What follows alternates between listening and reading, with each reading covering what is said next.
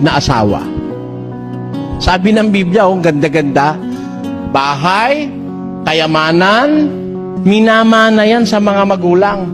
Ngunit, ang mabait na asawa, galing sa mabait na Diyos. Payag ho kayo. Sino ho sa inyo ang may asawang masama?